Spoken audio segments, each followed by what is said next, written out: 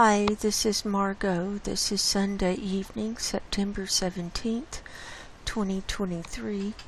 I hope everyone is safe and doing as well as possible. And another week has passed, and I know it was a rough week for a lot of people. It was kind of rough for me as well, but I'm here, and I'd like to welcome everyone to the show tonight. This will be my weekly update that I'll be putting on YouTube, and we're going to go over methane and sea ice and other climate related items for the week. And the last couple of weeks, or 2 or 3 weeks, I was going over comments at the beginning of the show, and I know y'all enjoyed that, and I did too, but I'm going to have to forego those for now. It just makes the show too long for me. I don't have the energy. So, I think what I'll do is, occasionally, I'll go over a comment or two here and there, if they really stand out. But, I appreciate all of y'all, and I do appreciate your comments and your interaction, but I just don't have the energy to keep up that pace, and we've got a lot to go over tonight, and I'm going to try and get through it as quickly as possible. And we're going to start out. I've got two articles that I want to share with y'all to begin with.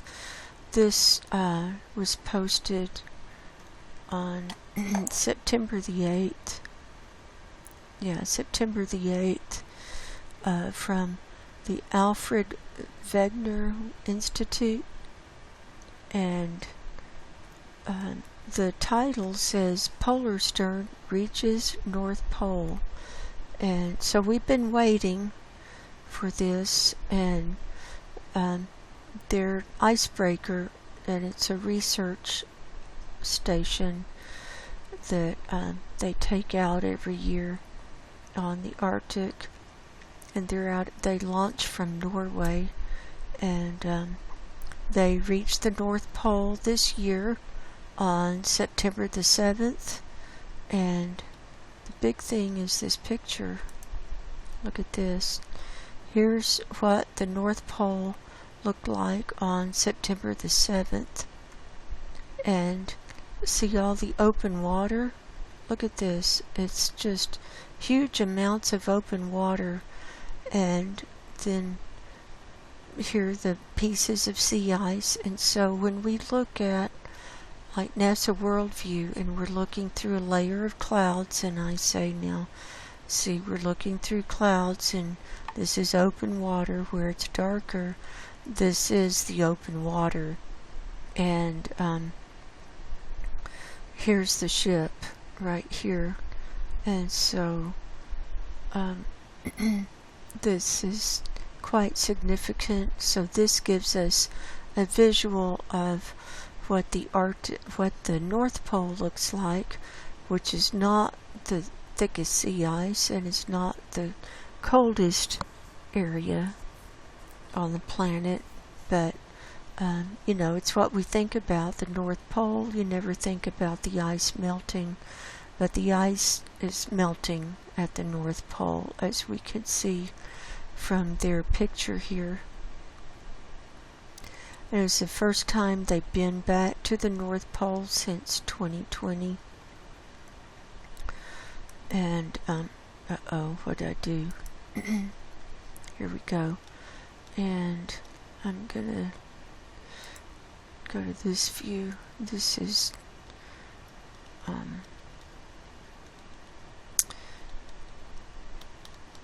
the Reader's Digest version. It says, results from sea ice physics explain the observations.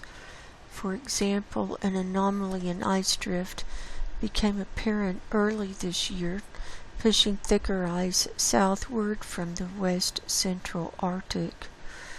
in regions where young ice from the Siberian shelf with their algae carpets was found in 2012 and 2020, heavily melted 2-year-old ice dominated this year. As a result, there was hardly any input of material from the ice into the sediment traps and to the sea floor. Oceanographers also noticed an anomaly. The stratification of seawater beneath the ice was locally determined by melting processes or mixing by strong winds, but showed comparatively high salinity.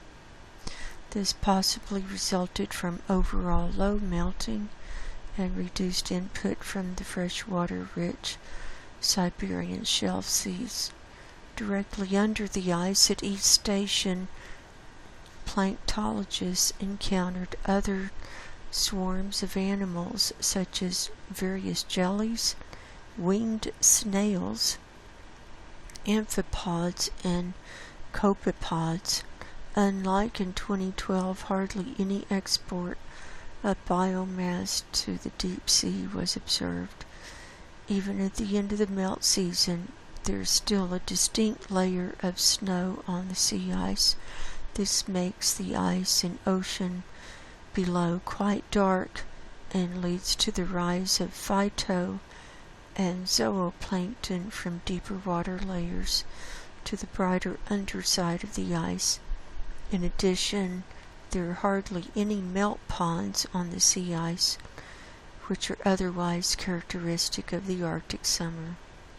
Comparisons with sea ice extent during the 2019 to 2020 Mosaic Drift Expedition also show that in 2023 more will be left than during the record minima of 2012 and 2020.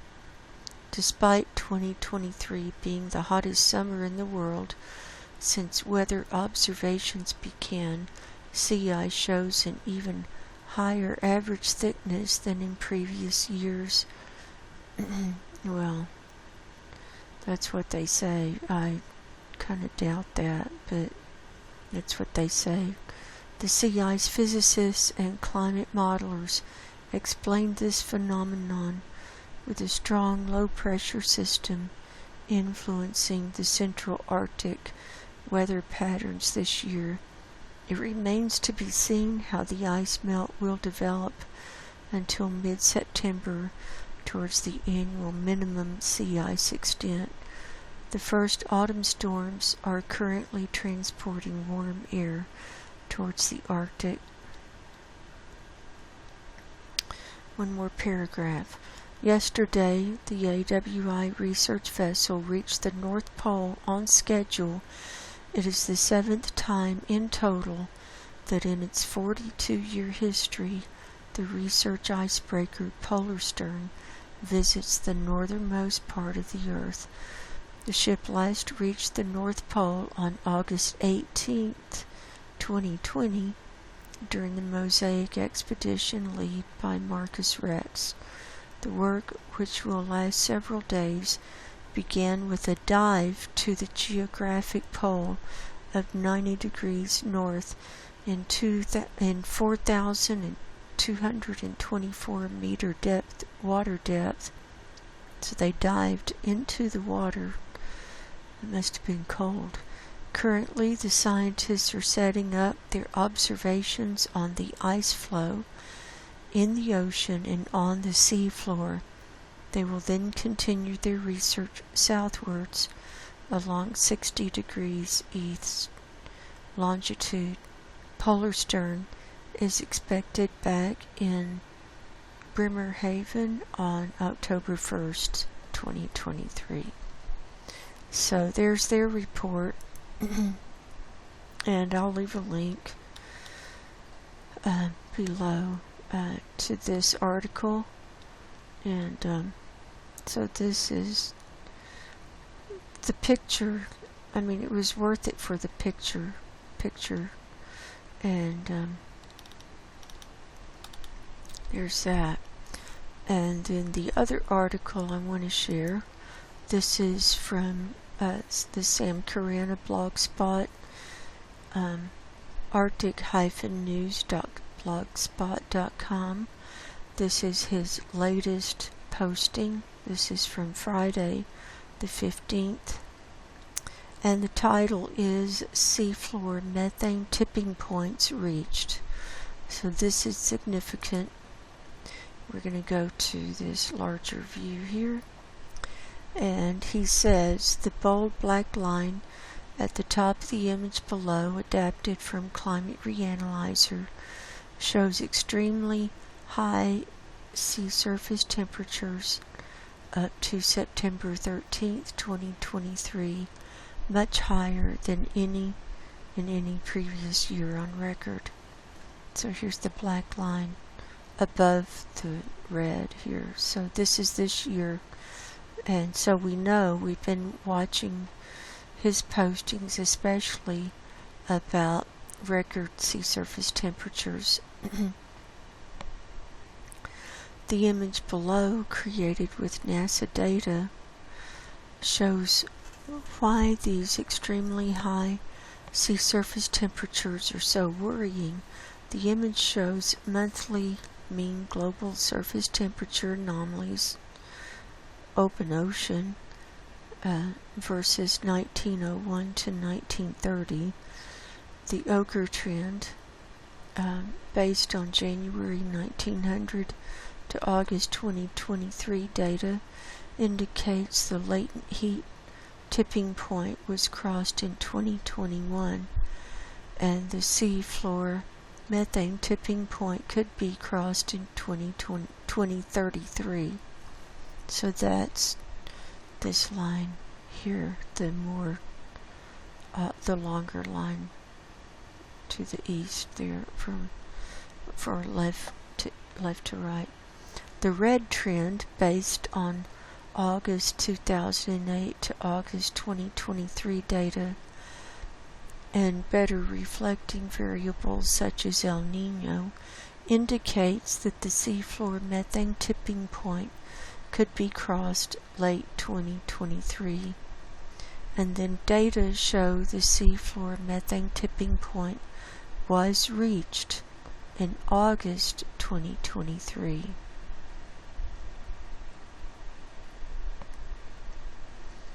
So we've reached the tipping point 10 years earlier than they originally thought. So here's this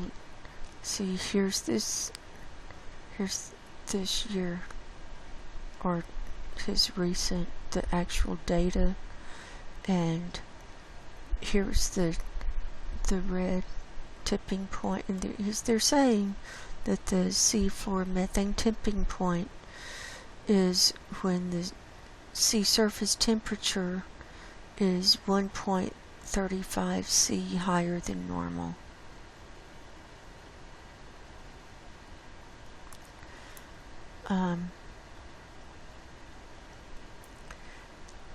Data show, okay, yeah. And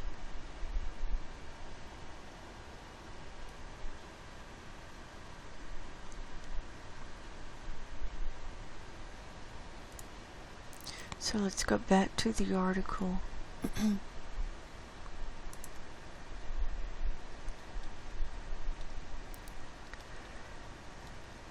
The latent heat tipping point is submitted to correspond with a sea surface temperature anomaly of 1 degree C above the long-term average of 1901 to 1930 on the above image. Sea ice constitutes a latent heat buffer, consuming incoming heat as it melts. While the ice is melting, all the energy goes into changing the ice into water, and the temperature remains at 0 degrees Celsius. Once all the ice is turned into water, all subsequent energy goes into heating up the water, and will do so at 4.18 joules per, I think that's Gauss. For every 1 degree C, the temperature of the water rises.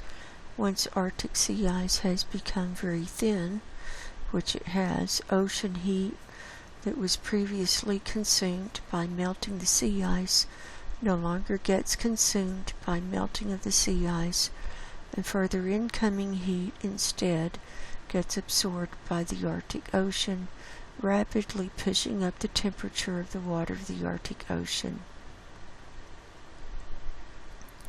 The latent heat tipping point has meanwhile been crossed. Loss of this buffer is linked to the seafloor methane tipping point, i.e., the point where additional heat reaches the seafloor and destabilizes hydrates contained in sediments at the seafloor. This tipping point comes with multiple self-reinforcing feedback loops, such as explosive growth in methane volume, setting off further destabilization, rapid rise of Arctic temperatures, loss of permafrost, and loss of albedo, and release of further greenhouse gases. Crossing of the seafloor methane tipping point will occur later than crossing of the latent heat tipping point, i.e. the seafloor methane tipping point corresponds with a higher ocean temperature anomaly, estimated to correspond with the sea surface temperature anomaly of 1.35 degrees C above the long-term average. And we've reached that. The current situation is particularly precarious in the Arctic, as the North Atlantic Ocean is very hot and the Gulf Stream keeps pushing hot water toward the Arctic Ocean, while Arctic sea ice has become very thin and the latent heat tipping point has been crossed. As the temperature of the Arctic Ocean keeps rising, more heat can reach sediments locating at the seafloor, since much of the Arctic Ocean is very shallow, and sediments at the seafloor of the Arctic Ocean can contain vast amounts of methane, and we showed the map last week. The danger is that additional heat will destabilize hydrates in these sediments, leading to explosive eruptions of methane as its volume increases 160 to 180-fold when leaving the hydrates, and resulting in huge eruptions of methane, both from the destabilizing hydrates and from methane that is present in the form of free gas underneath the hydrates. And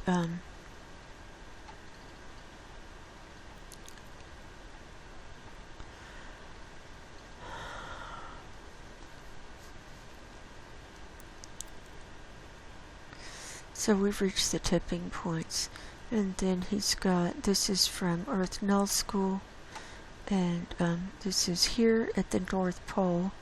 This was sea surface temperature. Let's see. High sea surface temperatures in and around the Arctic Ocean, with the red to yellow colors indicating temperature anomalies above the 1981 to 2011 average, and the green circle marking the sea surface temperature anomaly near the North Pole of 0.4 degrees C on September 13th, 2023. So that's right there. And on and on. So, and here he shows, this is from NOAA data. Ominously very high methane levels continue to be recorded at Barrow, Alaska. And also the METOP satellite image shows methane levels with the magenta color indicating the highest methane levels recorded at surface level, or 1,000 millibar on September 15th, 2023 AM. the N20 satellite image. See, okay, so what he's showing is all this pink over the Atlantic. See, this is surface level, and the highest is over the Atlantic, right there, and also over Canada, but he's pointing out here.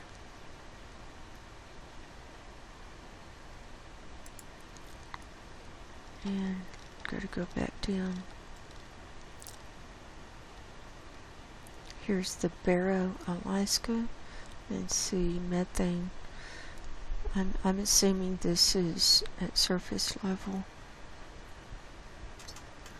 up to 2,400 parts per billion.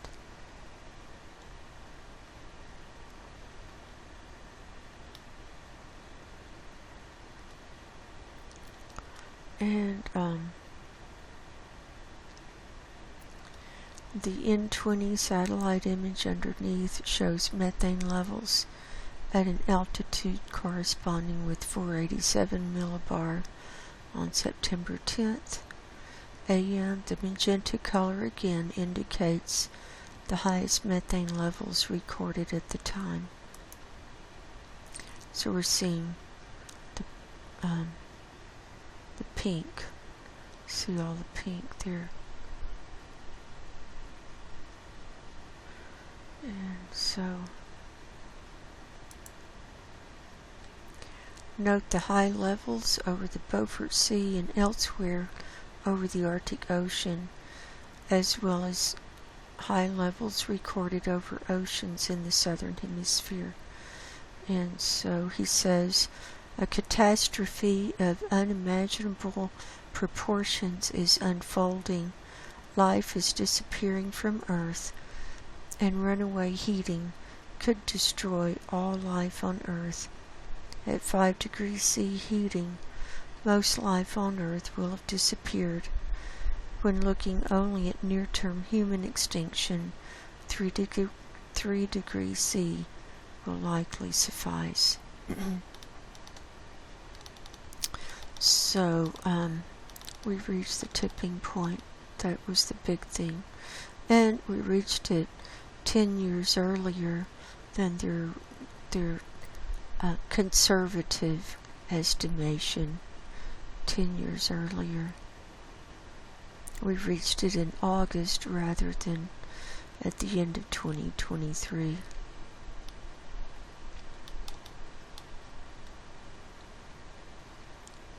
So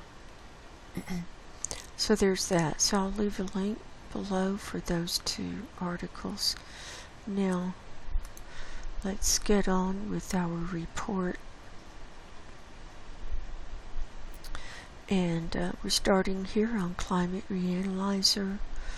This is maximum temperatures around the planet today.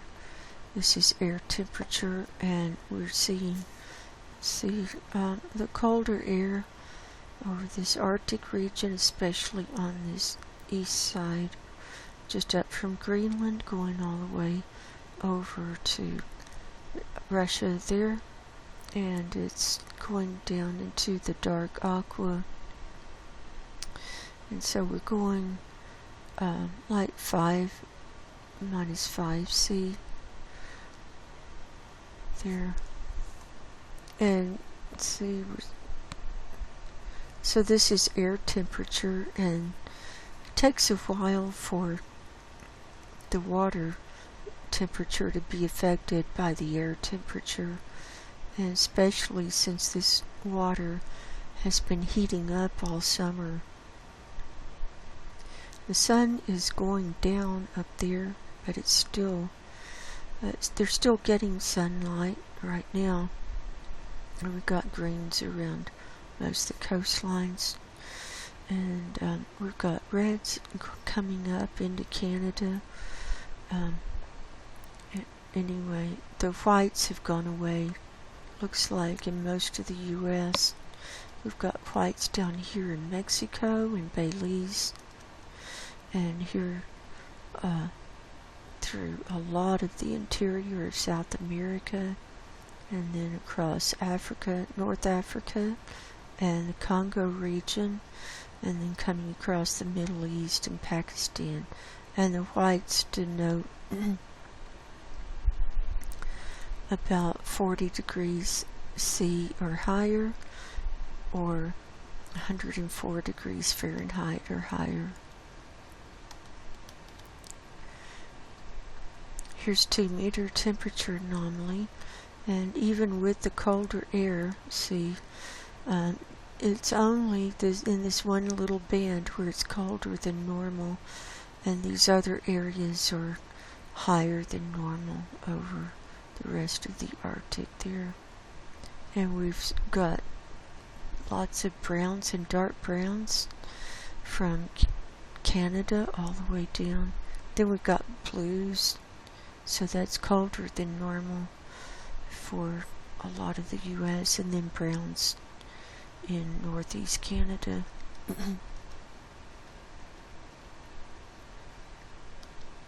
Here's the flat view, and we've got browns from Europe all the way across into a lot of Russia, and then blues in parts of Siberia.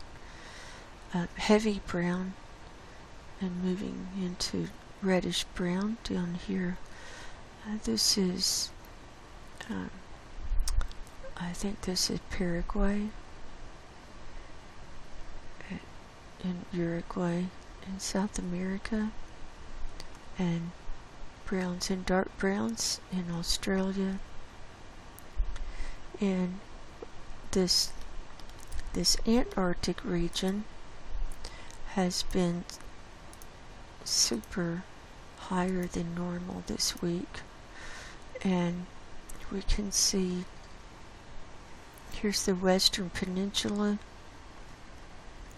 and here's the Weddell Sea. It's in the colder than normal area, but if we look at this southwest and south area and over the Ross Sea, this is higher than normal, moving into the bright red, so that's 18 to about 20 C higher than normal. And then on this whole east side, we've got reds and browns. And the ozone hole is now engulfing the whole continent down there, and we're 4 layers down in the danger zone, and I'll show you that in a minute. So here we saw the flat view. Here's our overview worldwide. We're up 1.11 C higher than normal. The northern hemisphere is up 1.14 C. The Arctic is up 2.1 C. The Antarctic, look at this, it's skyrocketed 5.34 C higher than normal. And it's been for the last few days above this 5 C higher than normal. And anyway, southern hemisphere is up 1.09 C. The tropics are up 0.85 C higher than normal. So this is all, this is incredible. And it looks like runaway heating with North and South Pole like this, Northern Hemisphere worldwide, Southern Hemisphere, and then the tropics are coming back up as well. So that's very disturbing. And we're still, we have not reached minimum extent of the sea ice in the Arctic yet. The fall equinox will be next Saturday, the 23rd. So when I do my show next week on the 24th, we'll see what the reading is on the 23rd. We won't know really if it's reached minimum extent till later on, they have to analyze all the data and see if it's going to keep going down or what. But typically we reach minimum extent around the fall equinox. So here's precipitation and clouds. The green is rain and the blue is snow, and anyone who has been following the Hurricane Lee, it made landfall yesterday in northeast Canada, in New Brunswick, and Nova Scotia, and Maine, this northeast area of the U.S. got lots and lots of rain. The eye did not hit Maine. It went up through the Nova Scotia and Canada region, but it had slowed way down, but still at 80 miles an hour is still packing a big punch. But here's the rain from Lee now. It's still raining as it's moving out into the Atlantic. And we've got rain in this North Atlantic moving up, and we've got some rain next to Novaya Zemlya. We've got snow next, just east of the Beaufort Sea. We've got rain here in Alaska, and look at this rain in northern Russia here all the way across.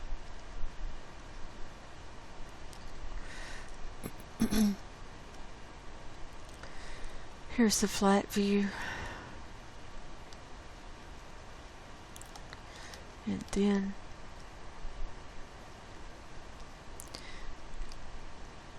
here are the jet pieces from what used to be the jet stream. Once it broke, it's not going back. It's not going back. See all these breaks and loops here, and this bottom one, this has just been hanging out for a long time, coming across the southern part of the U.S., and then it zips up. So it's a schizophrenic jet stream here.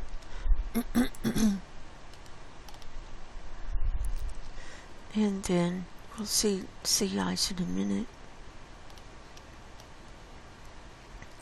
Here's sea surface temperature anomaly. This is for yesterday. We've still got browns and reds and pinks up here. Like I said, once this water heats up, it's got to go totally dark up here for it to start cooling down.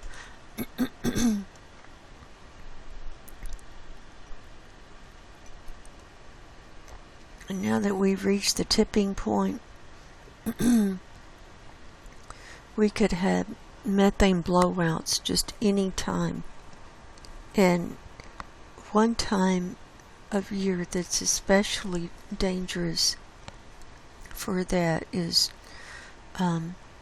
just after the ice is regrown, where it's warmed up a whole lot, and so you get a little thin layer of ice on the top, but the water is still warm underneath and on the sea floor, and so it traps, the ice acts as a trapping mechanism to trap the heat, and so it can't escape into the atmosphere, and so that can cause the methane blowouts as well. So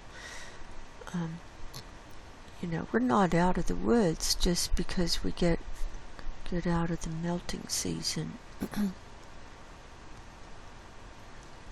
Here's this evil eye in the North Atlantic, and you can see it's getting bigger reds and pinks. Now we've got blue, and this is in the wake of Hurricane Lee and Hurricane Idalia. Both of those went up this path along the eastern seaboard and churned up the warm water, or warm water was fueling the hurricanes, and so the surface water got pulled up and then dumped later on, and it caused the cooler water to come up to the surface. So this is why we have colder than normal area here that's in the wake of the hurricane. Here in the Gulf, it's heated up in the browns and so on. Here's the flat view. Here's the Indian Ocean. And here, just east of Japan, we can see this red air, the evil eye blob growing out from Japan. And this is from the new dumping of the radioactive water into the Pacific Ocean from Fukushima. And see, it's expanding. It's almost halfway across the Pacific now.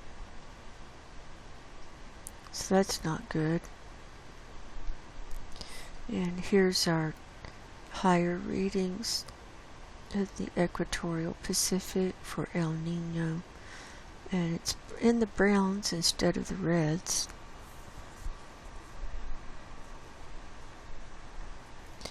And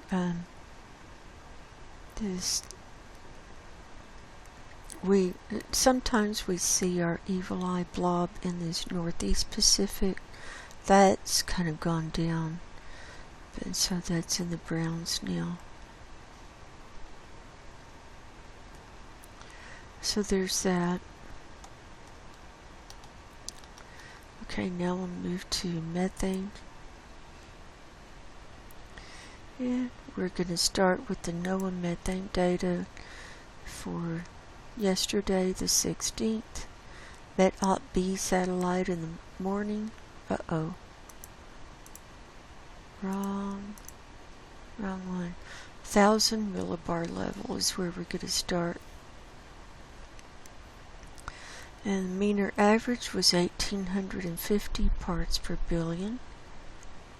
And you see the pink sea still over this Atlantic and up into North Atlantic region there. And in the afternoon, the mean was 1848. Here on the Met-Op-C satellite in the morning, it's much more pronounced. You can see it in the same areas, and it's spread out. And also across Russia, the mean was 1847.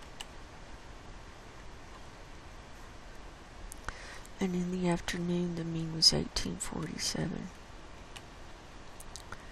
And on the 487 millibar level, Met-Op-B satellite in the morning, the mean was 1932. And in the afternoon, the mean was 1931. And our high reading, we have a spike here of 2,562 parts per billion. That's higher than we normally see it. Normally it's, well, like in the morning reading, the high was 2418. And here in the afternoon, 2562.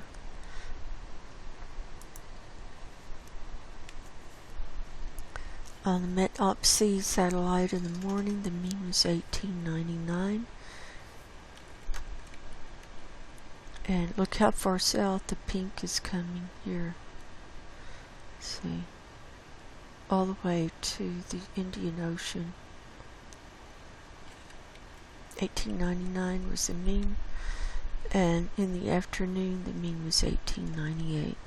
And we've got pinks here over the Weddell Sea and over the interior of the Antarctic too.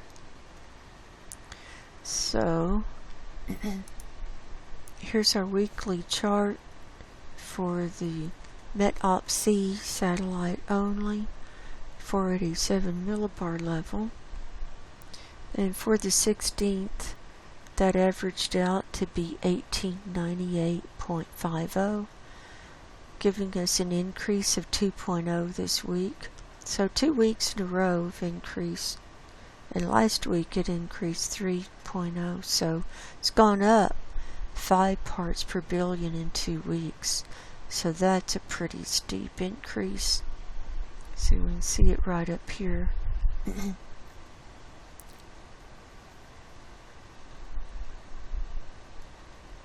And I'll show you what we did over here this week. We ended in our show last week at 1896.5 with a weekly increase of 3.0 that week. And then on the 10th, it went down 1.0. On the 11th, no change. On the 12th, it went up 0.5. 13th, up 1.0. 14th, up 1.0. 15th, up 0.5. And 16th, no change. Ending at 1898.5. And an increase this week of 2.0. So you can see it went down one day this week, and then all the other days it went up and then stayed the same on one day. And then for 487 millibar for both Met-Op-B and C readings, the 16th average was 19.50, and that was an increase this week of 2.75. So here's our line going up there.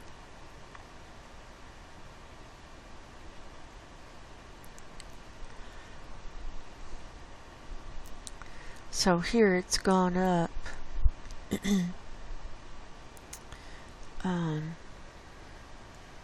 10 parts per billion since the first part of November last year. We were at 1905 there.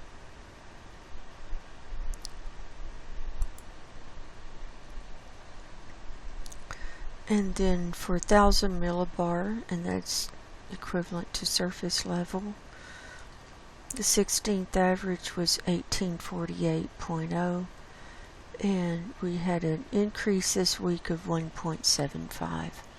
So there's our line up there. And so when it increases at surface level, then you'll see as it moves into the upper atmosphere, you'll see the 487 millibar level increase in a couple of days. So we're still in the methane rise season. We have not peaked out yet by any means, and we're in no man's land, and every day is higher than it was this time the year before, and we've seen that pattern ever since I started tracking this in 2019. So that's pretty scary. I mean, where else are you gonna see the data, just higher every day than the year before?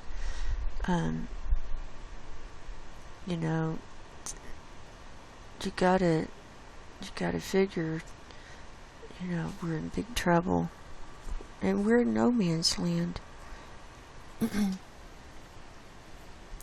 Okay, now we'll look at the CAMS data.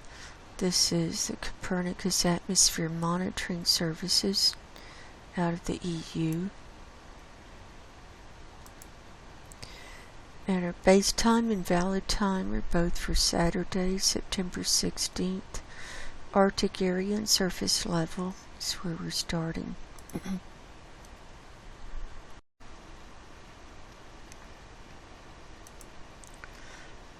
Okay, so the data is for Saturday and the forecast period is Sunday, Monday, Tuesday, Wednesday.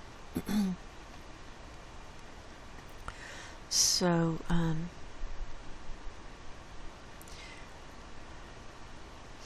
at the beginning, we're still seeing high readings in this Scandinavian area over into Russia. And look at the interior of Russia. See, filled up. This is south of Norilsk. And then it's just spotty where it's coming up further east. And look over here. This is southeastern Russia, and see this little finger coming down. And so it's really, this is increased tremendously over here. See, it's all in the red.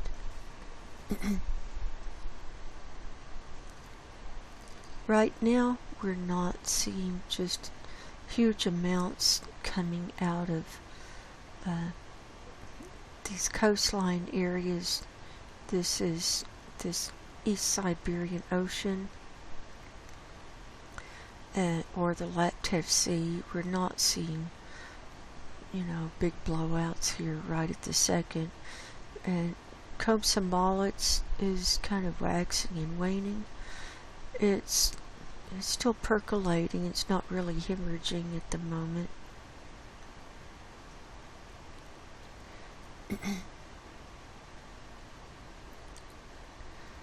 And let's see, here's our hot spot in the North Atlantic off the coast of Newfoundland. And Alaska, still high in the interior. Of course, they've been having rain. And here at Koktovik, that's high. There's a oil drilling and refinery there. Here in Canada, still blobby all the way across. And they still have fires burning.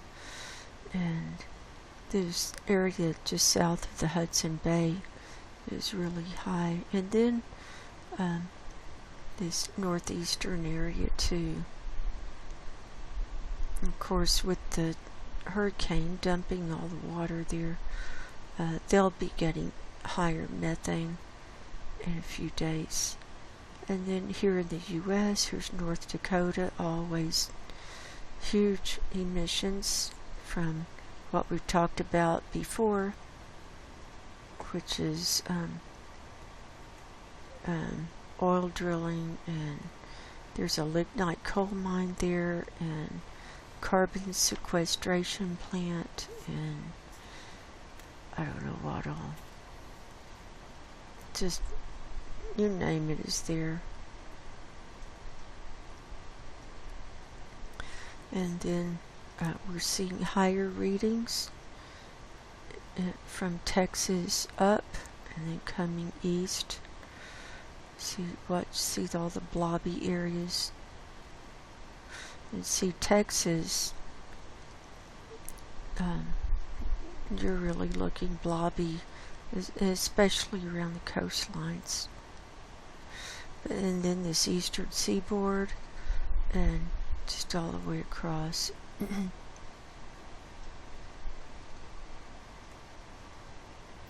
And then these waves coming out, instead of them being like dark green or kind of mid-green, they're moving into the yellow, green, and yellows. So higher methane coming out from the continents and moving across as waves over the oceans.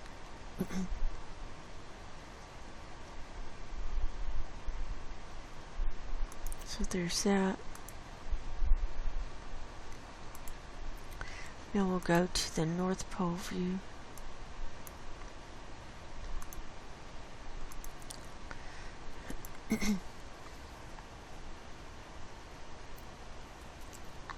Okay, here we have Germany filled up. Here's the UK and Ireland. See, it waxes and wanes here. And then Persian Gulf. It starts out a little bit lower and then comes back to life. In forecast period, India is looking a little lower on the interior, well, on the west side here, but it's still high on the northern and east. China's filling up. It goes all the way up to Russia. There's Korea. And here are the waves moving out. So we're under this dome of just like super high methane.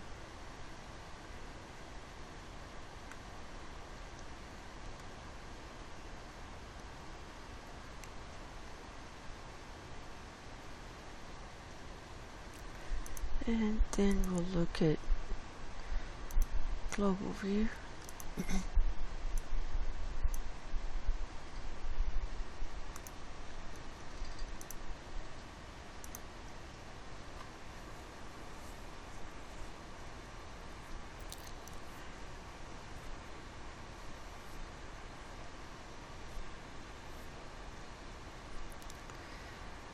And our main background color is this 1860 parts per billion. See the lighter blue?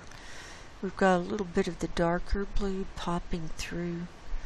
That's 1840 parts per billion.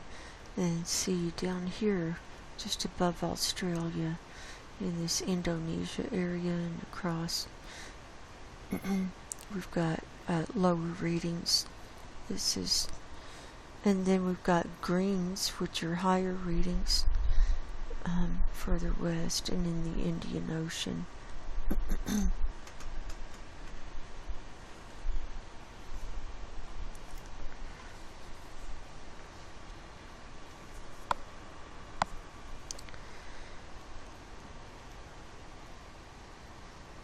So there's that. And then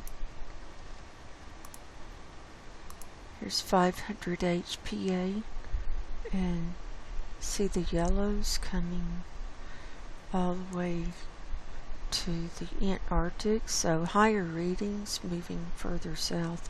We've got reds and oranges over Australia, and orangey over southern Africa, and then here's the heaviest. See, it's kind of broken up, but it's still there. It's just not all congregated into one big mass.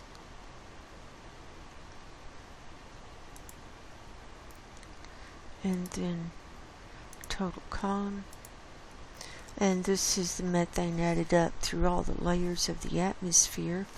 And our highest readings are here: China, Southern Asia, across India, Middle East, and coming across to the Red Sea in Africa, and here in Central Africa, and also there's high reading over this this mid upper Pacific region there. And then reds and oranges a lot. Okay, now here's a few more things I want to go over from CAMS. This is sulfur dioxide today. And we've been seeing, remember last week we saw high sulfur dioxide coming up around this northwest Pacific area in the US and Canada. and then it's moved out and up and kind of dissipated there. Here's some more in Alaska. Here's another high reading just west of the U.S. and here, see the high reading here. This is from Kilauea, has been going off on Hawaii. It's been erupting this week. And this is from Popocatépetl in Mexico, and so on. And we've got volcanoes in the South Pacific and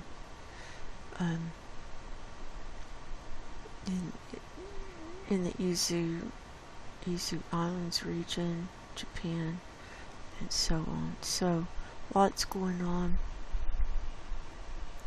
Here it is at 500 HPA, and so it likes to hang around at this higher level in the atmosphere. See, it's still pretty heavy hanging around. And here's the North Pole view.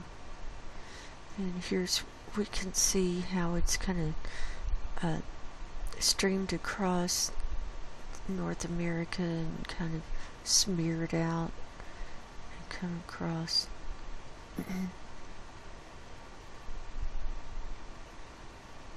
So here's this high reading. This is a new one, I think.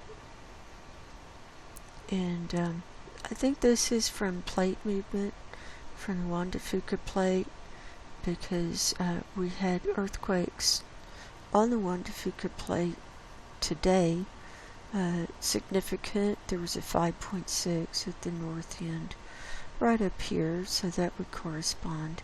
And I'm thinking the higher sulfur dioxide we saw earlier, from last week, that was a forerunner of these earthquakes happening. And I found that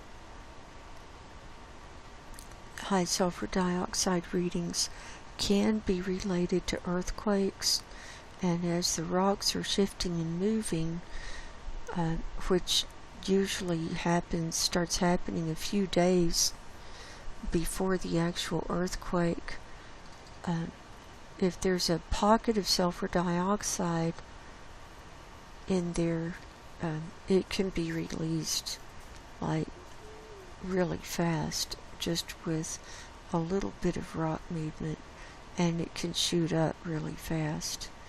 And so I found a lot of the sulfur dioxide, the new high readings, can be related to plate movement and earthquakes. Here it is at 500 HPA, and so we can see here off the coast of northern, what's this, Washington, and then Vancouver Island. See, it just shot right up.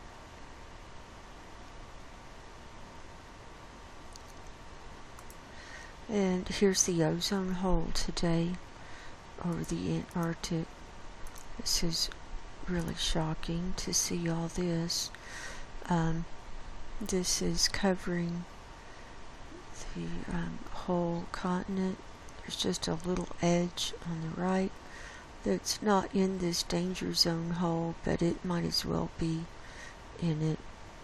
And here's the Western Peninsula. There's the tippy point. Look how far out this hole is extending past the continent. I mean, it's humongous. And inside this dark black line, all of this is in the danger zone. And see, the first color down is this light purple or bluish purple, and that's between 200 to 220 Dobson units. And then this lighter blue is 175 to 200 Dobson units. Then the navy blue is 150 to 175. And then this dark navy blue is 125 to 150. And then the next color down is black, and that's 100 to 125 Dobson units. And I mean, it's hard to tell the difference between the black and the navy blue. For me, I have to zoom in and actually use a magnifying glass to see it. And I'm not seeing any black here right now, but we might see it. I mean, why not? And then when you see whites, now not counting these are geographic markers. These areas with the numbers, those are geographic markers of longitude and latitude. But if you see white spots, that's below the black. That would be below 100 Dobson units. And we've seen that periodically, but this looks awful. This is absolutely awful. So, no, the ozone hole has not healed, and we can see their own readings right here, and why, the mouthpieces, say, oh yeah, it's healed, and this and that, and it's all lies. I'm sorry. It just is. Here's the science. Here's their data, their own data. And so you use their own data to show how nothing's healed and everything's fallen apart. But then you get the mouthpieces out there, and the people, the general public, who doesn't have access to any information, or they don't care enough to do any investigation, they're totally oblivious, and so they just believe whatever's told to them. Oh, and to address one comment,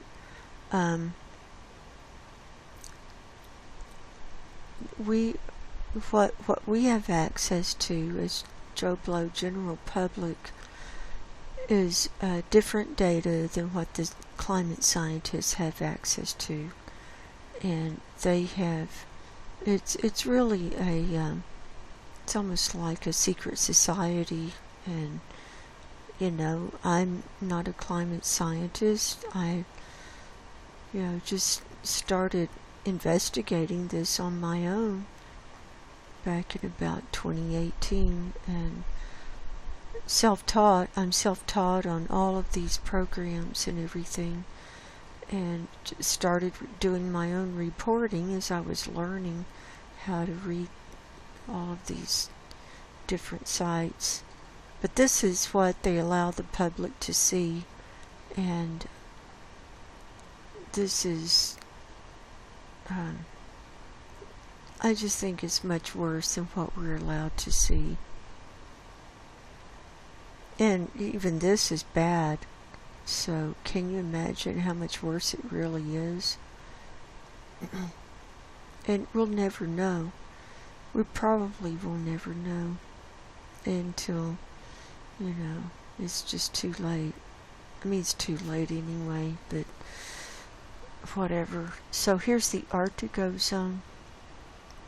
You can see it's thinning down, layer upon layer, all across the Arctic. Here's the North Pole, here across Russia. Oops, I didn't mean to do that. And Canada, US.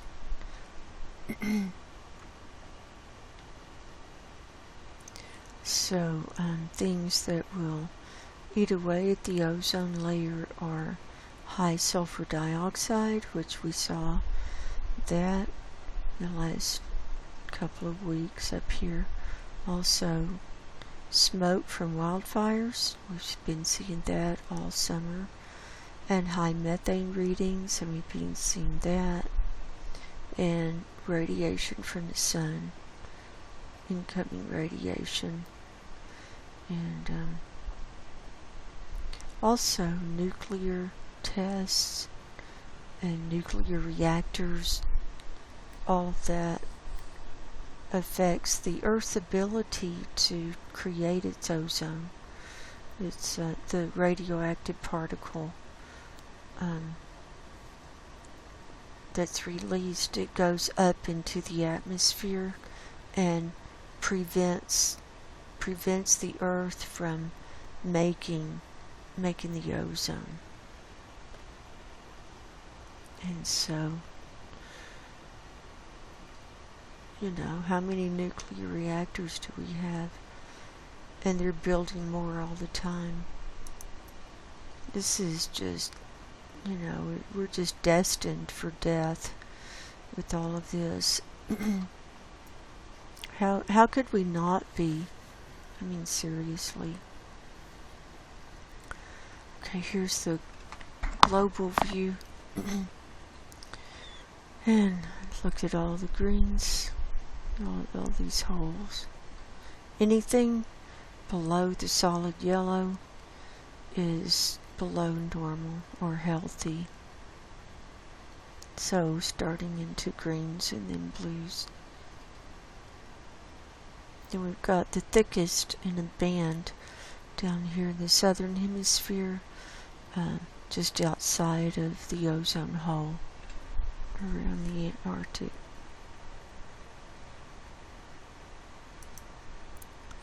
And then here's the wildfire smoke for today. And here's from Africa, here's South America, here's Canada. See, it's still going. This is the Arctic view. So let's rotate this and zoom in.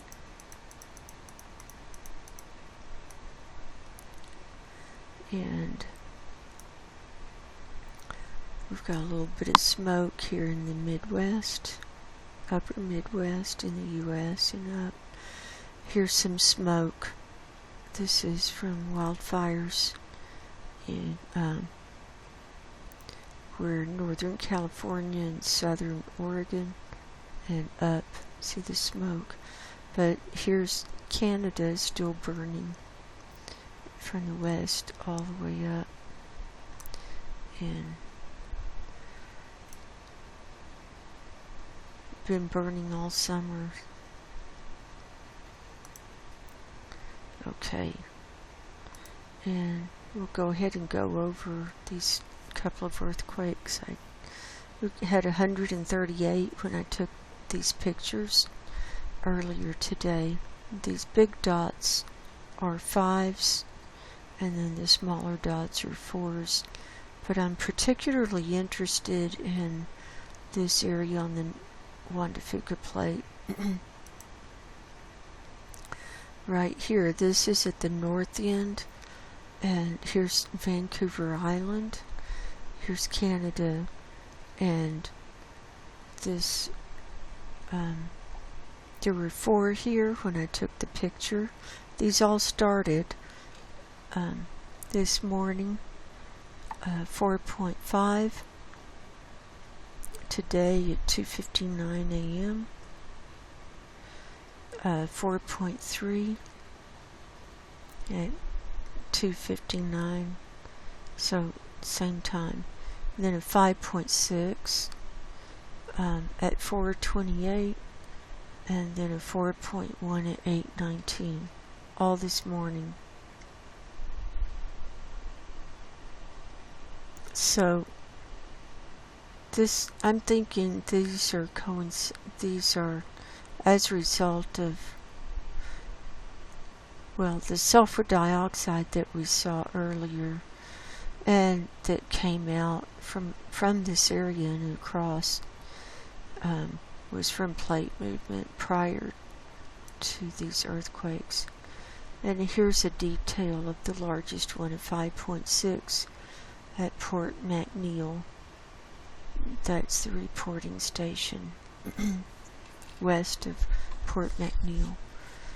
And at 4:28 this morning, it's got the wave, but there was no tsunami. Not at 5.6. And it defaulted to 10 kilometers deep. And that's it. Okay.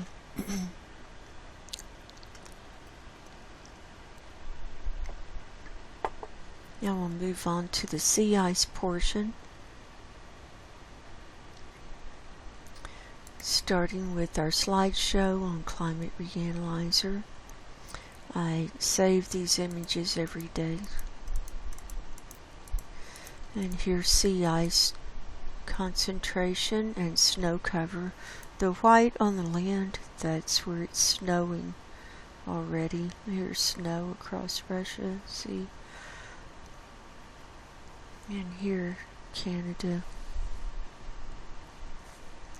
And so here's the sea ice, and we can see the collapse of the ice around the North Pole, and just above this whole area is collapsing. We're still seeing extent going down and still melting around the edges.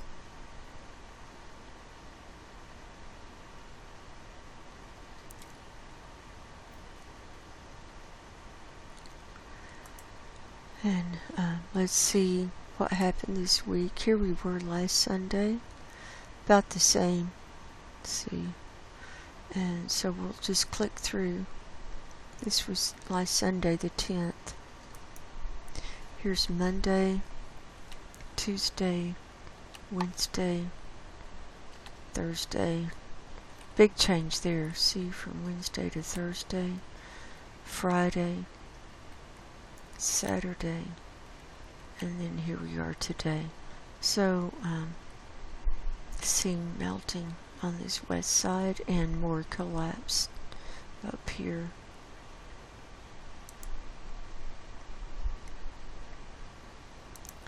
And now through our other models, this is from the U.S. Navy website.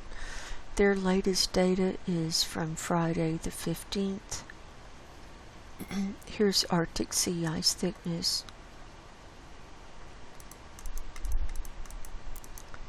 And so we can see this fringe ice. I mean, I call it barely there ice. It might as well not be there once it gets into this really light lavender. And like what Sam Carana said in his blog post, once the sea ice gets really thin, all of this is thin, and it's not healthy ice. It's wispy, and there's a lot of open water. It's a lot of, so it just can't absorb the radiation like solid healthy ice can.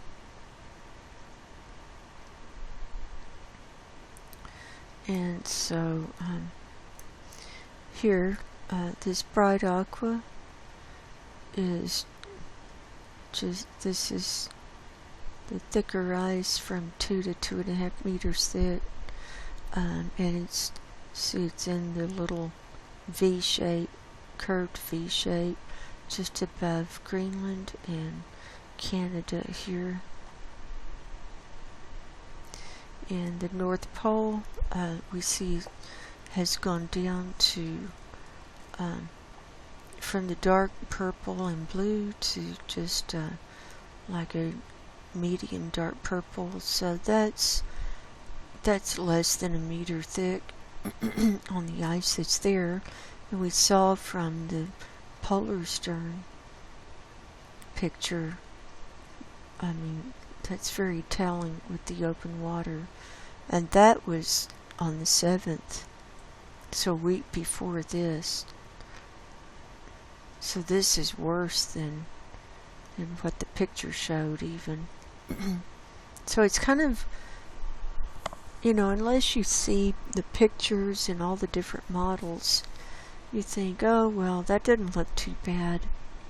We've got all this ice here, the blue ice and the dark aqua and the aqua, but to really realize that, hey, there's a lot of open water up here that these models are not really reflecting.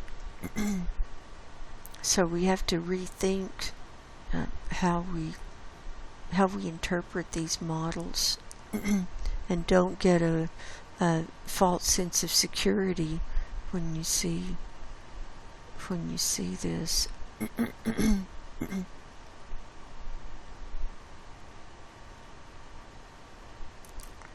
And here's the 30-day animation, and all of these images are updated to the 15th. So here the data goes back 3 weeks, and the forecast goes out to the 22nd, which is Friday coming up, which should be right around minimum extent, but it could keep melting. I mean, from what we're seeing, we're just in no man's land.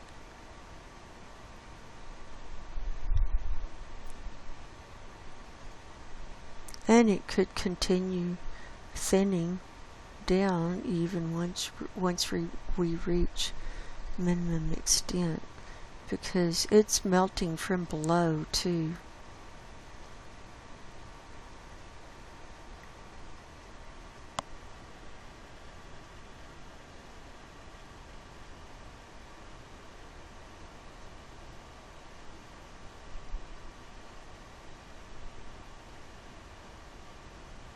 So it looks like it's melting through the whole week. So let's stop it at the end here. Okay, here we are at the end of the model, so next Friday. And see, still breaking up on this west side, and thinning down here. It's exiting, moving out on this right side through Fram Strait, and it's still melting. So let's see. So here we were on Friday. So let's watch this area just above Greenland and see what happens.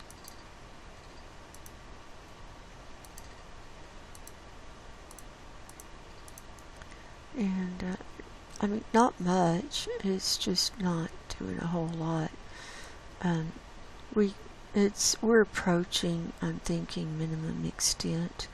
We've got a little bit of, looks like a little fringe of refreeze here in the Baffin Bay. Let's go back. So when did this start? See the white. I mean, they've been showing a little bit of white. That's just film, icy film on the water. When you see the whitish, and really the light lavender is just like pond scum.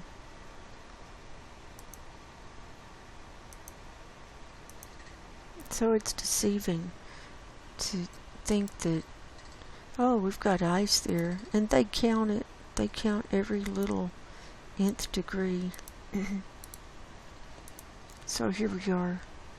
One more. Here you are next Friday. So we'll see how this compares. What happens this week? I mean, anything could happen, really.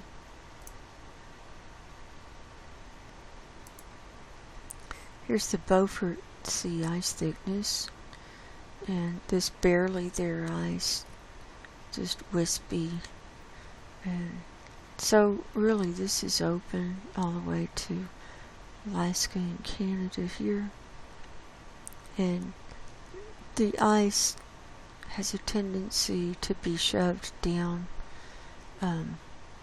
towards the Beaufort Gyre, and also shoved into these little tributaries and exit. Here's the 30-day animation, and they changed the model in the middle. I've been showing this, and then they put this little frame over here for whatever reason.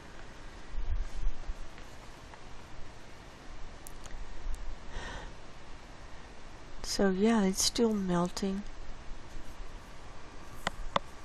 all the way through. It's still melting. And ice movement, see it pulls away from the coastline, and that's from ice drift, and then it will be pushed back. Okay, and then the Antarctic, again this was updated to the 15th, which was Friday. Here's sea ice thickness. Here's our hole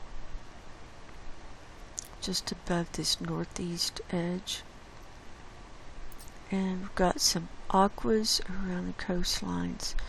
Here's the majority of the aqua ice here in the Weddell Sea. Here's some more aqua thickening up, but the Weddell Sea, I mean, it's not that thick. The majority is like the dark purple and dark blue, so like 1 to 1.25 meters thick. And then Ross Sea, and see the white, this is open water right up by the coast. This is the Ross Ice Shelf, so that's open water right there. And we see open water around quite a few coastline areas, and that's where it's too warm for the ice to refreeze. And here's the 30-day animation, and this forecast goes out to next Friday. So let's see.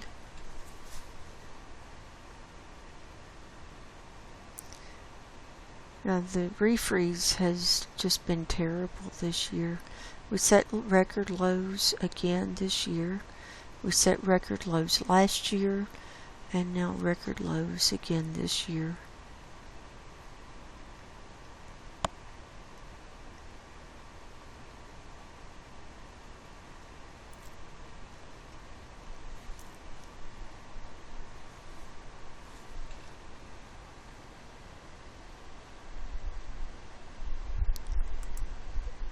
Here's the Ross Sea sea ice thickness, and right under here is the Ross Ice Shelf.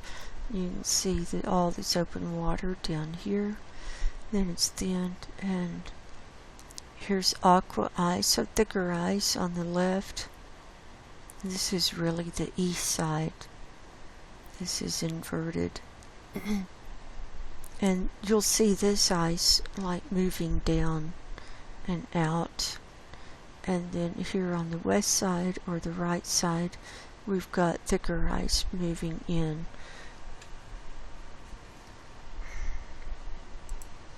And here's the 30-day animation. So see this sliding out, so that's exiting. This ice is exiting with that ice drift, and then thicker ice moving in from the west here.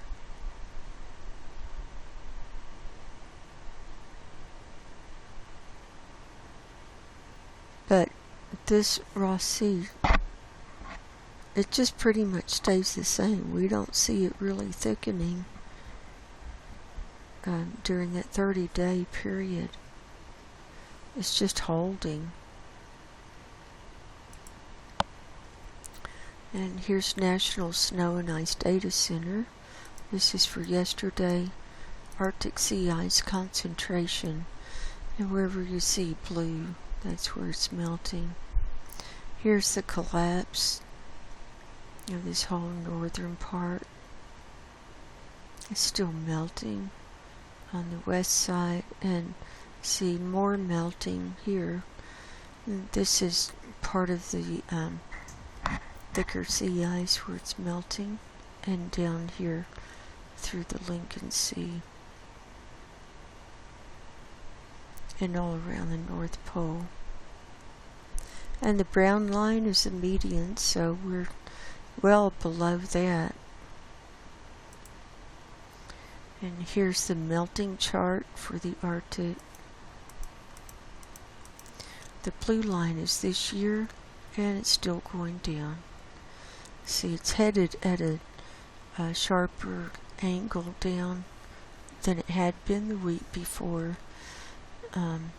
Here's 2012 down here. We're still above 2012, and we're below the median.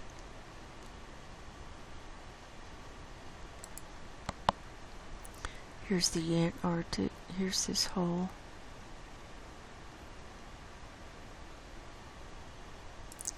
And here's the refreeze chart on the extent. This blue line is this year, and I think we could have peaked out back here, and so we kind of stalled out, and it actually went down a little bit here, and now it's like flatlined. Here's last year. So as it was still increasing here last year, we haven't done anything really for this week.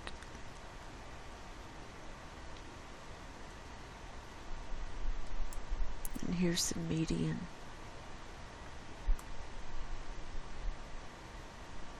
So record lows. And we're reaching our maximum here before normal.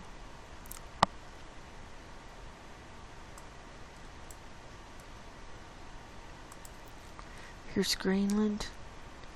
Here's the melt for yesterday. And we're seeing a couple of melting areas here on the north side in the orange color. Here are the cumulative melt days for this year. We're coming to the close of the ice sheet melting season, and cumulative days we're seeing going into the darker areas, 80 to 90 days of melting here on the west side and right up here at the top. But look at all this melting, and the white is where it didn't melt this year, so very little white left. And here's the extent chart. And we bottomed out, and we're just right around the median here for September. Now they will stop reporting, I think, around October 1st until April of next year. That's all of those.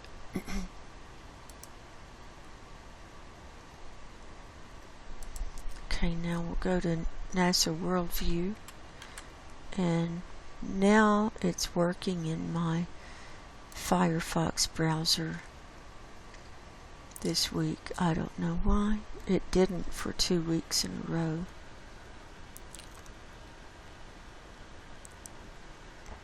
And now it's working. Now I wanted to show something. Okay, so this is the Arctic. There's a layer here that I use occasionally, and it's ice surface temperature layer. And these readings, you can see, it has to be cloud free for them to get the readings.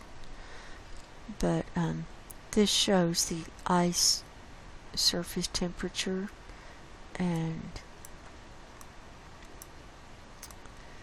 even like the water where the ice normally is, like here in the Beaufort Sea, see it's in light yellow, yellow-green. And here's the scale, and this is in Kelvin. And this is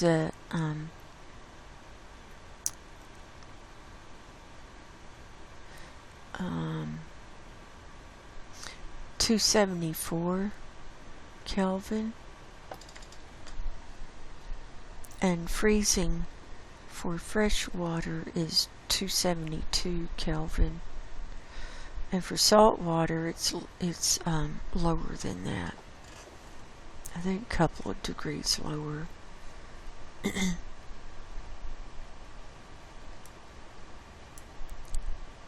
So see, that's in the Beaufort Sea. And here, above Greenland, we can see we've got greens, and this is aqua, and the scale, and it's 259 Kelvin. So it's in the freezing range. But when you get into the greens, you're moving into it's too warm for it to really freeze. And see, we've got that all the way across, and this is where the collapse is happening up here. Anyway, this is an interesting layer, and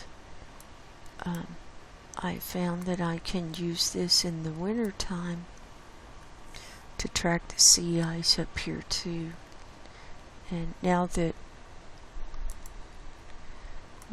our nighttime layer is no longer functioning,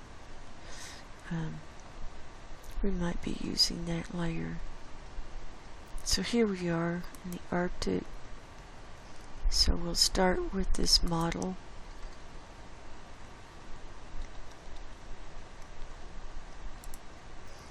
Blue marble layer cuts out the clouds. So this is Arctic sea ice concentration. And here we are for today, and all of this melting. These are huge holes here. You see all the melting around here. So let's go back to last Sunday, the 10th. And we had even more melting on the 10th. Let's just click through and see what we've got. Here's the 11th, 12th, 13th, 14th. See the holes up here above Ellesmere. Here's 15th, 16th, and here we are today. So these holes filled up.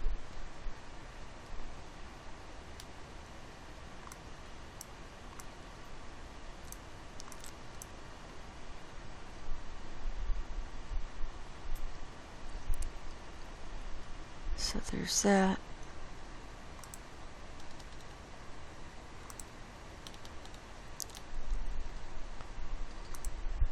And we'll go to the satellite view. We can see the black circle starting here, and that it's dark there now. That's where the sun has gone down, and it's not going to get sunlight for 6 months. So let's zoom in here, starting here at Greenland and Ellesmere. Here's the Lincoln Sea. And we're looking through clouds, so the sun is getting low on the horizon. As a result, sometimes we can get a better view of what's going on because it's not as bright white. It's, reflecting because it's at an angle. So here's this Lincoln Sea. You see it broken up here. Here's the nearest strait. See the ice exiting through here. See, breaking up, and coming out here. Exiting here into the Baffin Bay. So not much ice left once it comes all the way through that nearest strait, huh?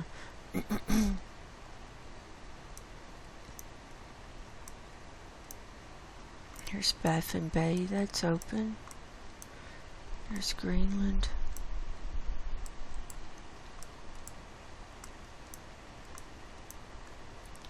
And here's on the east side.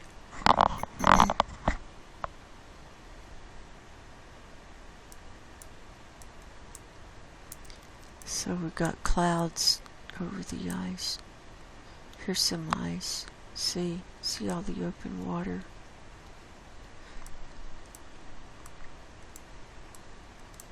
So let's go. Where do we want to go next?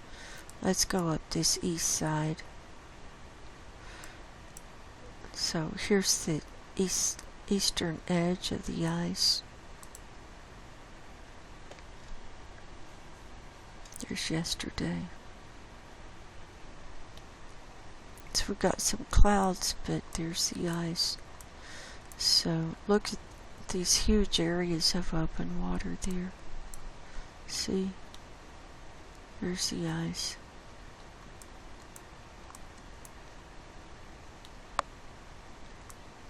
Look at this.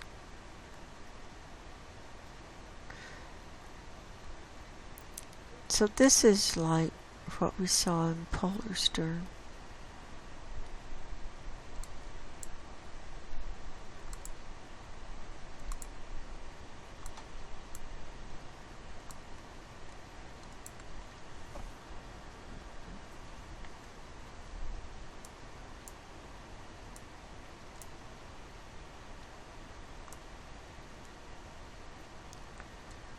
So, lots of clouds there. Here we are today. So, let's see. Here's Svalbard. I got lost. Here's this ice edge. Let's see. Here's Franz Josef Land. So this is melted this week around there. Here's Novaya Zemlya, it's open. Here's the North Kara Sea. This is virtually open. Look at this. Here's the Vovolov ice cap, and there's the ice still pouring into the ocean.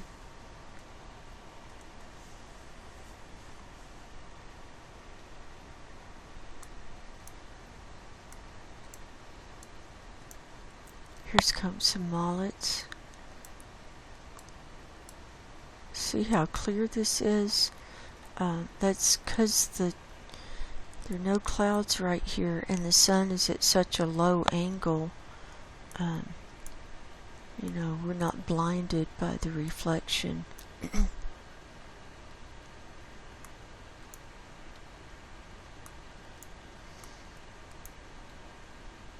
And then coming up, here's the Taimyr Peninsula, and here's the Laptev Sea. Lots of clouds.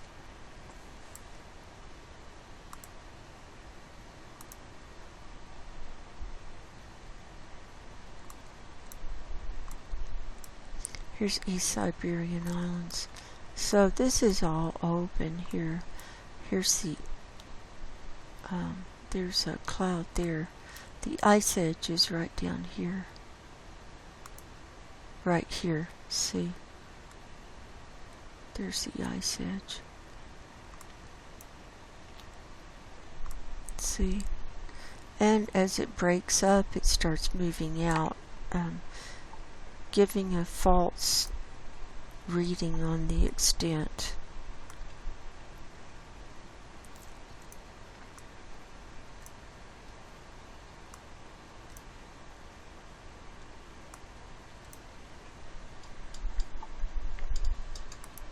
Here's today.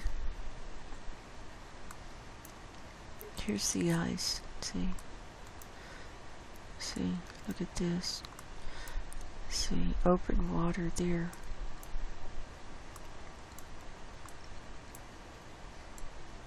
There's New Siberian Islands.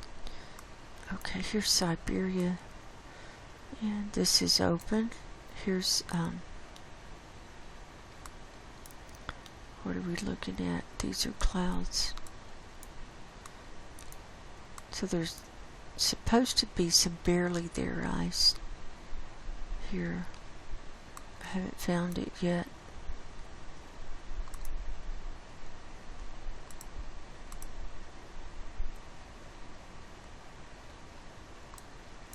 Wow, look at this. This was on the 14th. That's stunning to see this whole area. So this is all ice free. All of this area, it's heated up.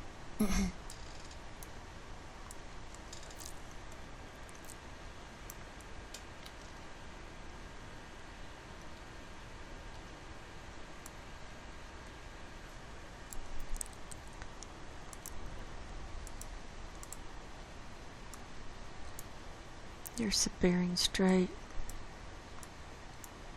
Here's the Beaufort Sea. This is open. Here's Barrow, Alaska. So you can see that's all open, open, open. And here's the ice that's being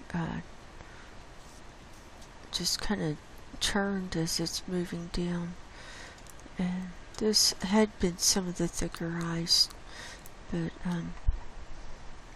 look at this. Look at all this open water. I mean, it's barely there ice. So they're counting this, and I wouldn't. If I were them, I wouldn't count it. Because it's not actually absorbing heat. It's mainly open water.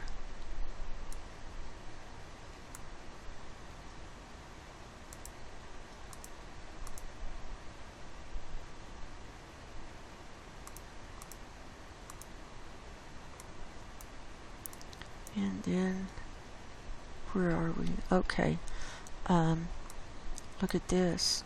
Here's Canada, and look at this, just north of there. Look at how this is all broken up. This is where some of the thicker ice is, like the aqua, and some greens, and what? Maybe a tiny hint of red, but look at that. That's not good.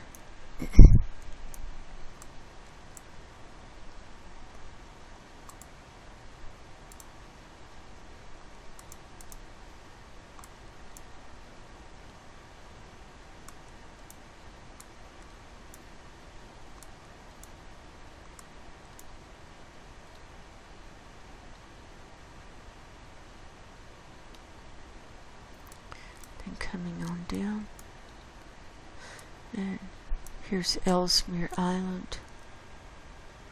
Oh, let's look up here. Oh, can't see anything there. And then here's the Lincoln Sea. So we went to the east. We came down the west side. Now let's just go in like here. Here's the 80-degree north latitude, and look at all this open water. Here's the collapse. See? I mean, once all the connecting ice melts, this goes fast. Look at this. This is shocking to see this. Here's another hole. So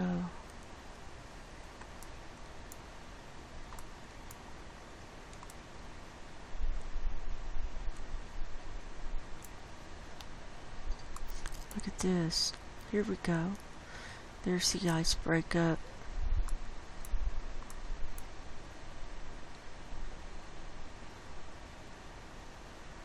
There's the ice breakup. So we're still on the west side. Okay. Look, see. Break up, break up. Here's some more. Look at this. Very, very poor conditions. Look at this. Look at this. This is at 87 degrees north latitude. So we're looking through a thin cloud here, and see the white areas, that's sea ice, and the darker areas is open water. So there's a lot of open water. See?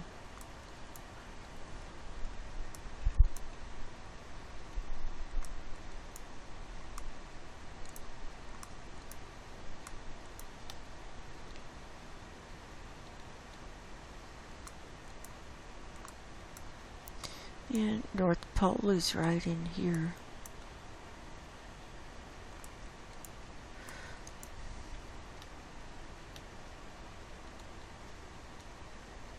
Alright, so I think that's about all we can see down here.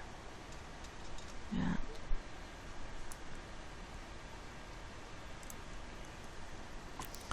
Now we'll go to the Antarctic. And see, the sun is almost up completely here. There's just an area around the central part of the continent where it's still dark. So a lot of area, but I mean the majority is in the sunlight now. So I'll show you sea ice concentration. See.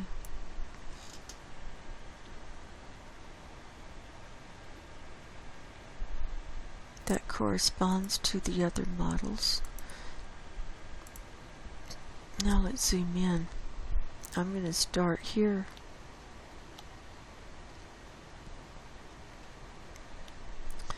This is Pine Island Glacier, and Thwaites Glacier is right there. We've got a bunch of clouds.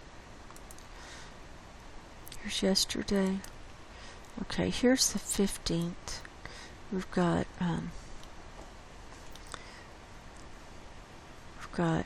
looking through a little cloud, but this is open water here, just below. This is the glacier, and some open water down here. And well, we've got a cut and paste. Look at this weird, these weird oblong cut and paste. I mean, what's that about?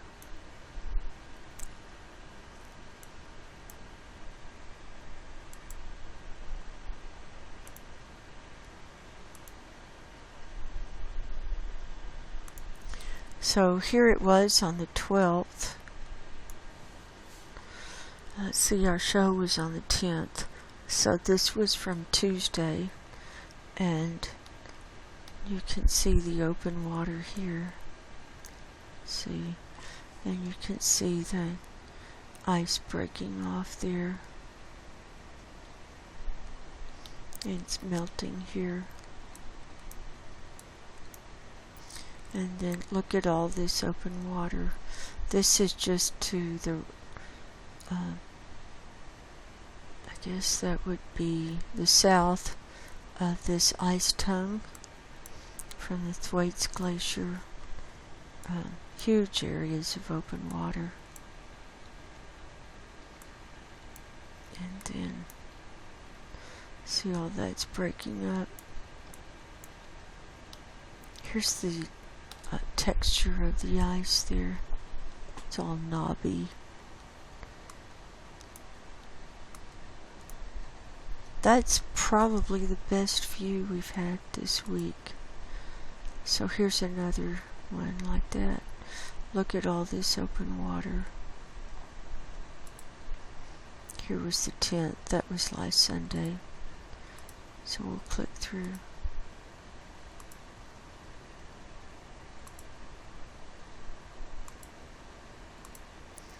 So today is hard to see much because of the clouds here. So here's the sea ice further out. And let's come up. Here's the Western Peninsula. Look at this, no clouds. So here's the edge of the ice here. So the majority of the thicker ice is along this Western Peninsula, and then right up here, the aqua.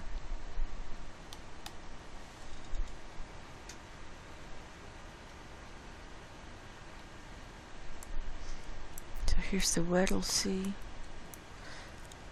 Okay, down here is the Brunt Ice Shelf. And remember, we've seen calving on this bottom part. We saw that earlier this year. And then this area in here capped off. When was it? Last year. So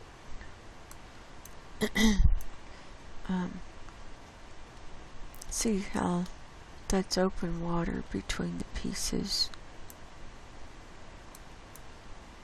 coming around. This Brunt Ice Shelf comes all the way up here, and then here's the north side.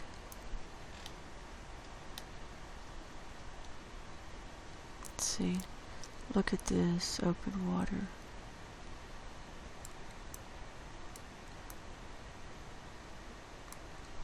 Here's the east side. Here's the Amory Ice Shelf.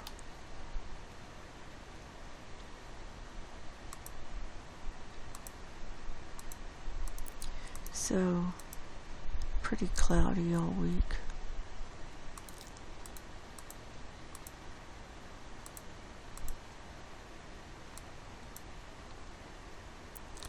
Then coming around. Not much ice at all on this east side. See, right here's the edge, and out here,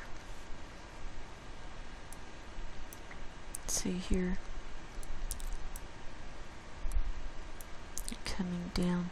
Look at all this open water, and then right down here, here's the Totten Glacier. Now this is the best view we've had in months of this. Look at this. You can see the flow of the glacier, and this had been a crack, and this had melted up here. That refroze. Then the crack filled up, and here's wispy ice trying to form around there. So this whole area, the water was just too warm all winter long to have the ice really grow back. Like for instance, we can look at ice surface temperature here. See, look at this, and wherever you don't see the colors, that's a cloud. Like right down here, let's see what this is, 263 Kelvin.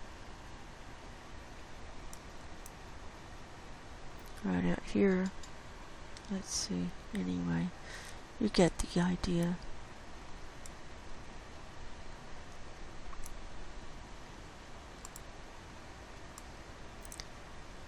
And then here's the Ross Sea.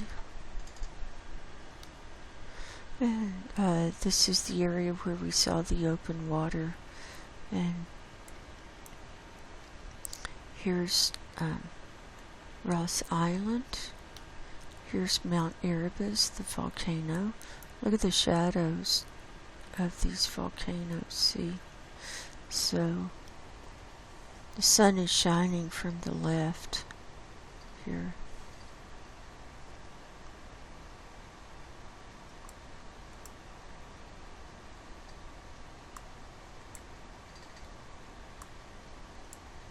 So this is barely their ice.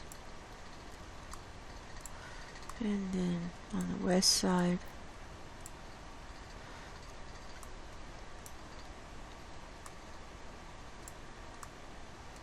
then coming on up,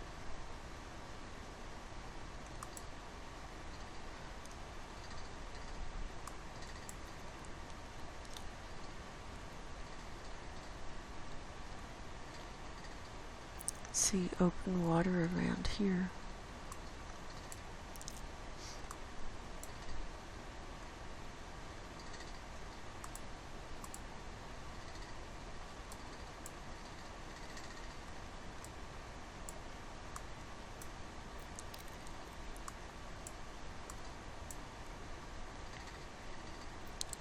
So anyway, that's about all we can see here. See, there's the ice. And now let's take a peek at some earthquakes.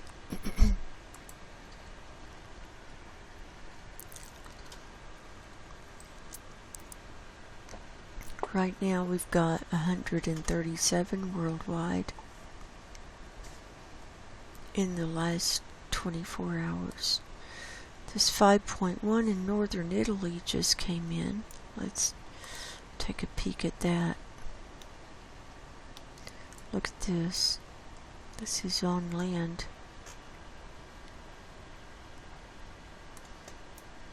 Here's the Vatican City is down here, so northwest of that. On land, 5.1. That's high for them. That could cause damage, what with all their old buildings there. And, you know, unless you upgrade the infrastructure, the old buildings cannot withstand earthquakes. Look, here's one in the Gulf of Mexico. 4.2 Cayman Islands.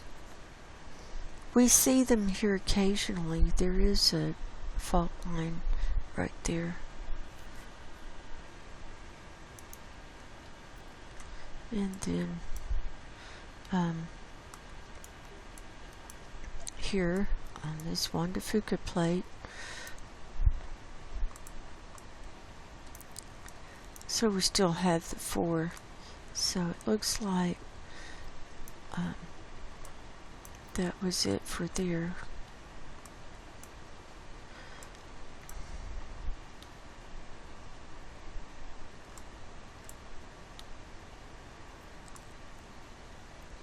And so on. So these are not huge and not that many.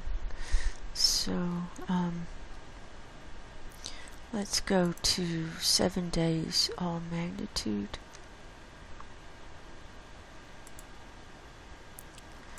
And we've got 1,553 earthquakes this week total. We had movement up here just off of Greenland.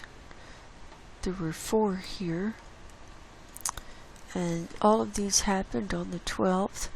There was a 4.2, 4.6, 4.9, and 5.1 was the largest. Just off the east coast of Greenland. So, Arctic earthquakes there. And see, okay, South Pacific has come back to life. South Sandwich Islands. Now over here,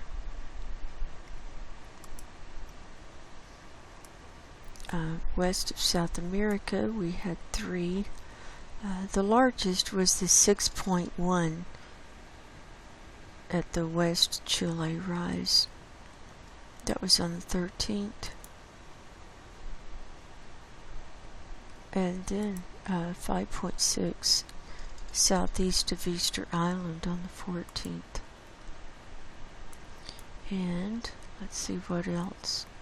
I'm looking for 6s, mainly 6s and above. Got lots of 5s.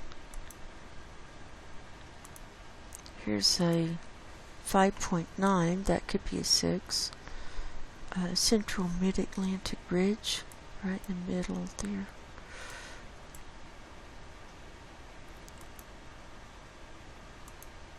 Fives. Look here.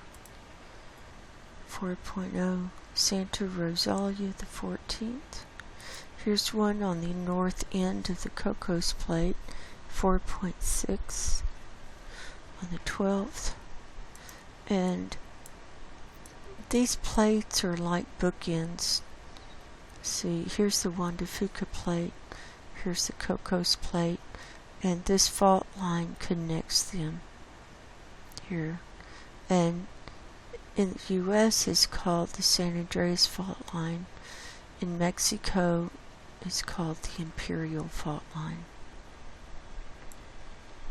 See, here's one in Gulf of California, 4.0. Oh, we saw that. And what else? So here's our Juan de Fuca plate. Here was one just south of the plate, 2.5. And let's see.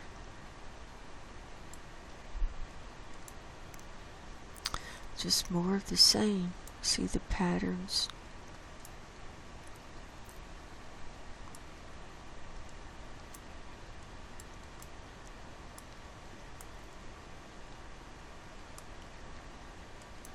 Look, Canada, just north of Maine, 1.3. This was on the 13th, St. Lawrence Valley region. And 1.8, Ontario-Quebec border was on the 11th. And let's see, what else have we got? Looking for larger earthquakes. Oh yeah, we had down here.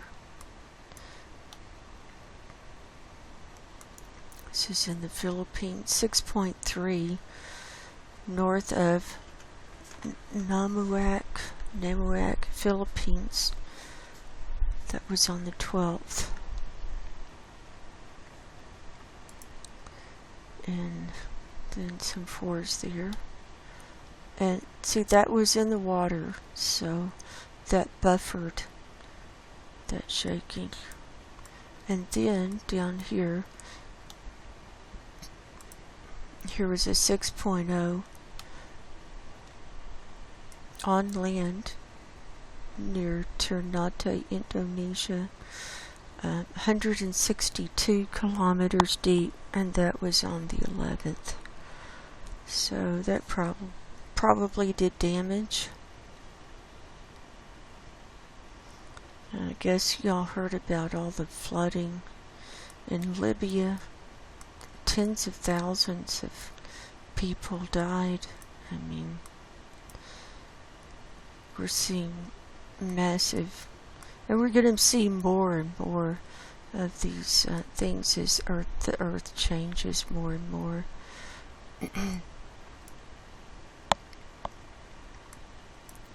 And so on. So I think that's it for the big ones.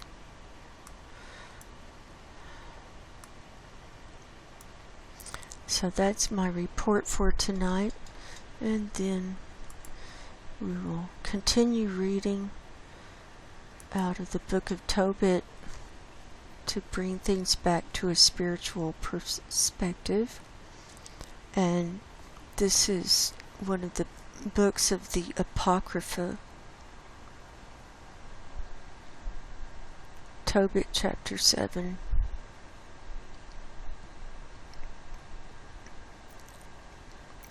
And when they were come to Ecbatane, they came to the house of Raguel, and Sarah met them. And after they had saluted one another, she brought them into the house. Then said Raguel to Edna his wife, How like is this young man to Tobit my cousin? Raguel answered them, From whence are ye brethren? To whom they said, We are of the sons of Naphthalim, which are captives in Nineveh. Then he said to them, Do ye know Tobit our kinsman? And they said, We know him.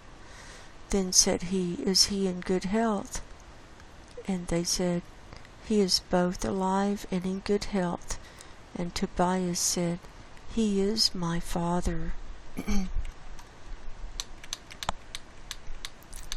Then Raguel leaped up and kissed him and wept, and blessed him and said unto him, Thou art the son of an honest and good man. But when he had heard that Tobit was blind, he was sorrowful and wept. And likewise Edna his wife and Sarah his daughter wept. Moreover, they entertained them cheerfully, and after that they had killed a ram of the flock. They set store of meat on the table. Then said Tobias to Raphael, Brother Azarias, speak of those things of which thou didst talk in the way, and let this business be dispatched. So he communicated the matter with Raguel. Raguel said to Tobias, Eat and drink, and make merry, for it is meet that thou shouldest marry my daughter. Nevertheless, I will declare unto thee the truth. I have given my daughter in marriage to 7 men, who died that night they came in unto her. Nevertheless, for the present be merry. But Tobias said, I will eat nothing here till we agree, and swear one to another. Raguel said, Then take her from henceforth, according to the manner, for thou art her cousin, and she is thine, and the merciful God give you good success in all things. Then he called his daughter Sarah, and she came to her father, and he took her by the hand, and gave her to be wife to Tobias, saying, Behold, take her after the law of Moses, and lead her away to thy father. And he blessed them, and called Edna his wife, and took paper, and did write an instrument of covenants, and sealed it. Then they began to eat. After Raguel called his wife Edna, and said unto her, Sister, prepare another chamber, and bring her in thither. Which when she had done as he had bidden her, she brought her thither, and she wept, And she received the tears of her daughter, and said unto her, Be of good comfort, my daughter. The Lord of heaven and earth give thee joy for this thy sorrow. Be of good comfort, my daughter. Tobit, chapter 7.